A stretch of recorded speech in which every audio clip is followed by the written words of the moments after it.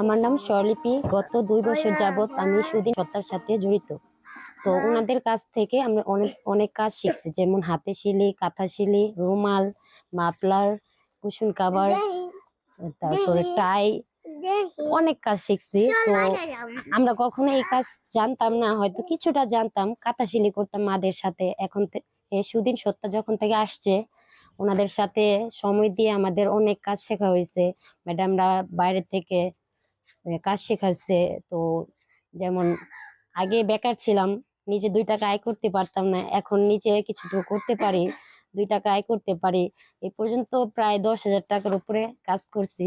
তো এখনো টাইয়ের কাজ করতেছি, দেখি কত টাকা ইনকাম করতে পারি, সংসারের জন্য কিছু করতে পারি, সন্তানের জন্য পড়াশোনার খরচ চালাতে পারি, বা স্বামীর কষ্টের জন্য কিছু টাকা উপার্জন করে যাতে কাজে লাগাতে পারি।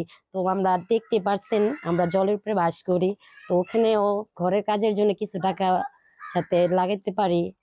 তো আমাদের সুদিন সত্তা আসার কারণে আমরা কিছু সুখের মুখ দেখছি। তো ভবিষ্যতে যাতে আমরা আরেকটু সুখের মুখ দেখতে পারি, তাই আপনাদের সহযোগিতা আমাদের জন্য দরকার। আমার নাম শর্মিলা।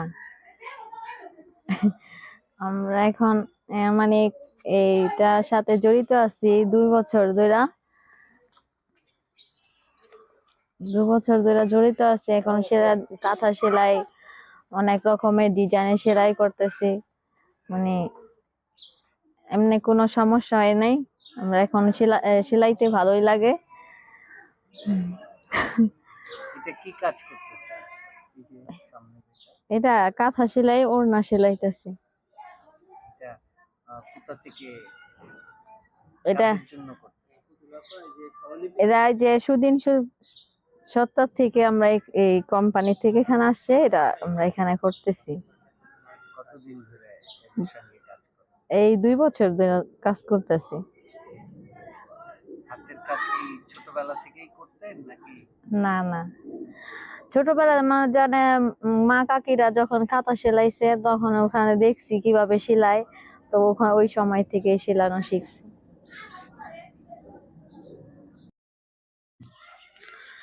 আসসালামু আলাইকুম। আমি আফসানা খন্দকার। আমি একজন গৃহিণী। আমি এখানে ঢুকছি প্রায় আজকে 1.5 বছর।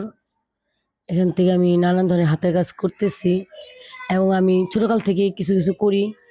বড় মা করতো, নানু করতো, আমার মা করতো।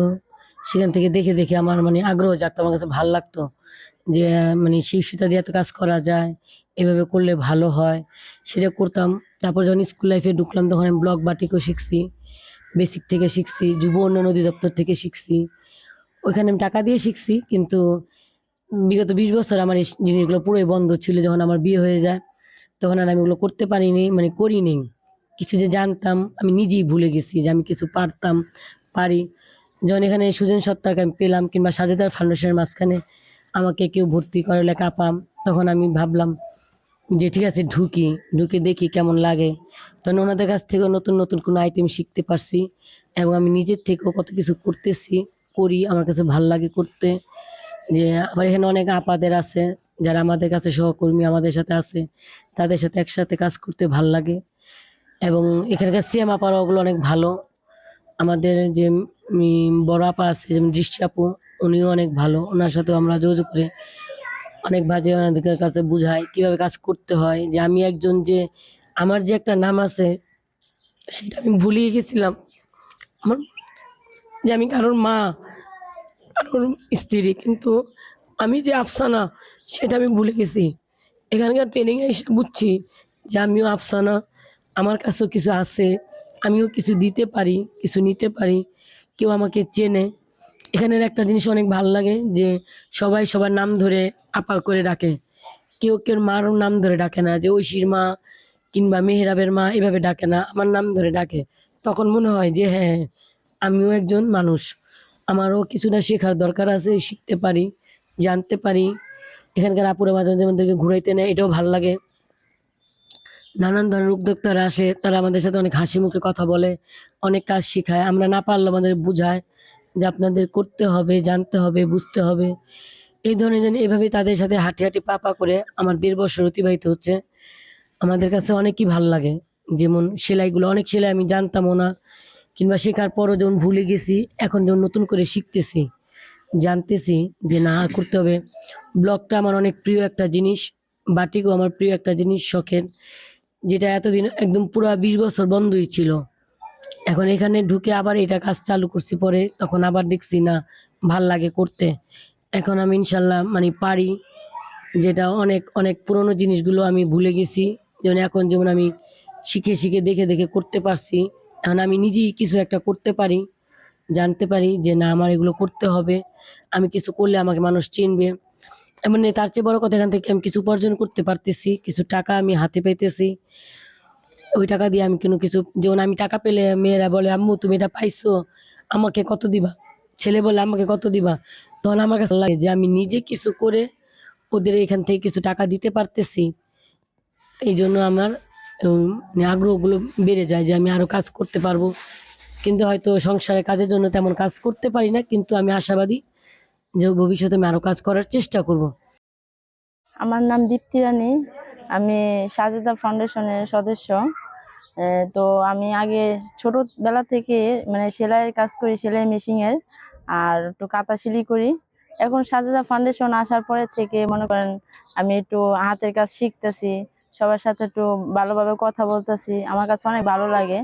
আর বর্তমান সেখানে কাজটা আসার পরে দিয়ে আমার অনেক মানে যেসব কাজ আমি শিখি নাই বা দেখি না নিজে চোখে, মানে অনেক কাজ শিখতে পারছি।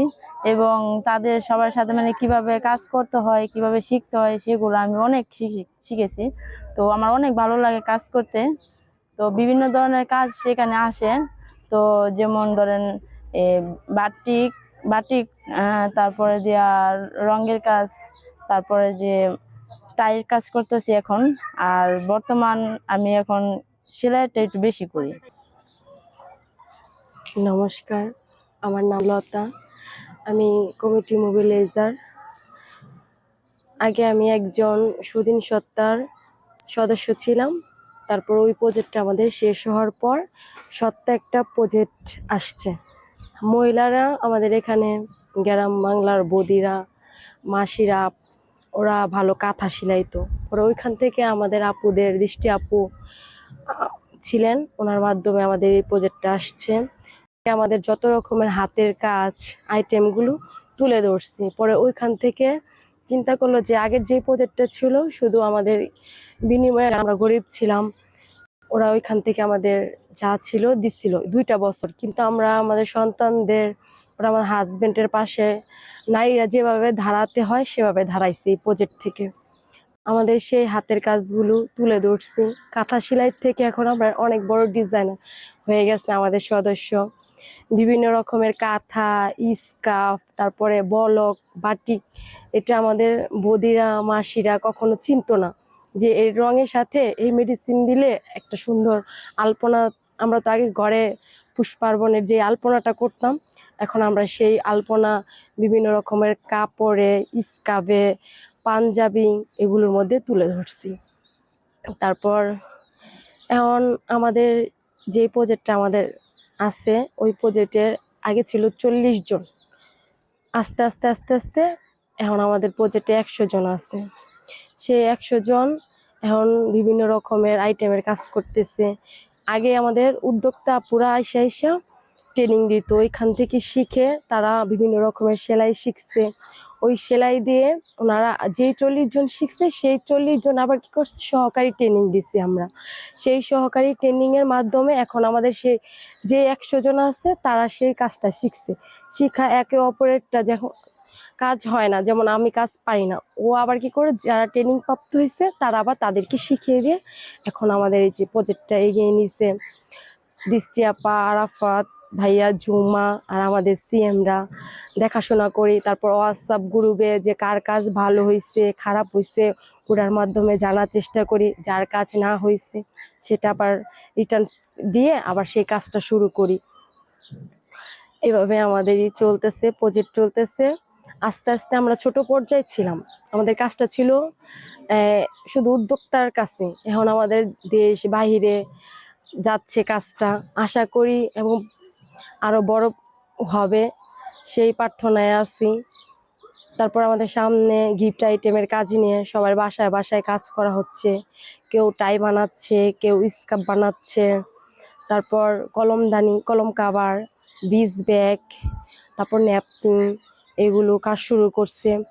আর যেহেতু এখন আমাদের উদ্যোক্তা আপুদের কাজ, ওনারাও এখন অলরেডি কাজ দিচ্ছে, কিন্তু আমরা সেই গিফট আইটেমের কাজ কারণে ওই কাজটা তুলে ধরতে পারতেছি না। ইনশাল্লাহ আমাদের এই কাজটা শেষ হলে আমরা ওইটাও। আর আমার একটা কথা যে সবাই, মানে আমরা ওরকম পর্যায়ে ছিলাম না, কিন্তু এই প্রজেক্টটা আসার পরে আমাদের বেড়াই দিয়ে মহিলারা কখনো মানে কাজ করতো না, ঘরের ভিতরে এই কাজটা চাপা থাকতো। এই সত্তা আসার পরে সবাই কাজটা তুলে ধরছে, মানে ভবিষ্যতে এরকম উজ্জ্বল হবে। আর আমার কথা বলতে, আর আমি কখন এই পর্যায়ে আসবো আমি ভাবতে পারি নাই। আমারও আগে যখন সুদিন সত্তায় ছিলাম তখন আমার খুব খারাপ লাগছে যে মিতা পায়সা মিটিং করাই তো, আমি যদি লেখাপড়া আরেকটু পারতাম তাহলে আমার এরকম একটা শখ ছিল। সেই শখটা আমাকে এই সত্তা থেকে পূরণ করছে। আজকে আমি ওই সদস্য থেকে এখন আমি ওই মিতা আপার মতো সিএম হয়েছি। এখন সবার কাজ দেখা, কিভাবে কাজ করতে হয়, কোয়ালিটি চেক করতে হয়, খাতা মেনটেন করতে হয়, ওইগুলো আমি শিখছি। হয়তো আমার লেভেল যারা অনেক শিক্ষিত তারাও বোধ এরকম পারবে না। এই সত্তা প্রজেক্ট থেকে আমার অনেক মানে এরকম শেখা আমি কখনো হয়তো কোথাও গিয়ে শিখতাম না। হাতে কলম আমার শেখা হয়েছে। হ্যালো এভরিওয়ান, আমি কাজী আরাফাতুল ইসলাম। আমি সত্তা প্রজেক্টের প্রজেক্ট অ্যাসিস্ট্যান্ট হিসেবে দায়িত্ব পালন করছি। সত্তা প্রজেক্টে আমার যাত্রা আপাতত 4 মাস, কিন্তু এর আগেও আমি এখানে কাজ করেছি। যদিও ফিল্ডে অতটা কাজ করা হয়নি, কিন্তু এই প্রজেক্ট সম্পর্কে আমার যথেষ্ট আইডিয়া ছিল। তো সেই দিক থেকে আর কি এই প্রজেক্টে এখন আমার কাজ করতে করতে মোটামুটি এখন সব কিছু গুছিয়ে ফেলার চেষ্টা করছি। সো সত্তা হচ্ছে যেহেতু নারীদের একটা ইকোনমিক এম্পাওয়ারমেন্ট করার একটা উদ্যোগ, সো সেই উদ্যোগটাতে নিজেকে যুক্ত করতে পেরে আসলে নিজেকে প্রিভিলেজ মনে করছি। এবং আমার one of the main target ছিল হচ্ছে মার্জিনালাইজড কমিউনিটি নিয়ে কাজ করা। সো এই ক্ষেত্রে আমার একটা আমার ক্যারিয়ারের জন্য একটা ভালো একটা এক্সপিরিয়েন্স আমি পাচ্ছি। আর এছাড়াও কমিউনিটির ক্ষেত্রে কমিউনিটির সাথে মিশতে পারা এবং কমিউনিটির সাথে একসাথে চলতে পারা এবং কমিউনিটির সাথে মিশে যাওয়াটা, এই জিনিসটা আসলে আমার এখান থেকে মানে খুব ভালো একটা এক্সপিরিয়েন্স যাচ্ছে। যেন মনে হচ্ছে যে মানে বাসার মধ্যেই আছি, মানে বাসা থেকে বাইরে আছি এরকম মনে হচ্ছে না, বরং বাসায় গেলে মনে হয় যে কোথায় আছি। তো এখানে আশেপাশের মানুষজন এতটাই আপন করে নিছে যে আমার এখানে থাকতে খুব একটা অসুবিধাও হচ্ছে না। আর মানে অফিস থেকে আর এখন বলতে গেলে আমি এই এলাকারই মানুষ হয়ে গেছি আর কি। তো ওভারঅল কাজ করতে খুবই ভালো লাগছে এবং আশা করি আগামীতেই আমরা এই প্রজেক্টের মাধ্যমে আরো বেশি মার্জিনালাইজড যারা নারী আছে তাদেরকে আমরা আরো সফলতার দিকে নিয়ে যেতে পারবো।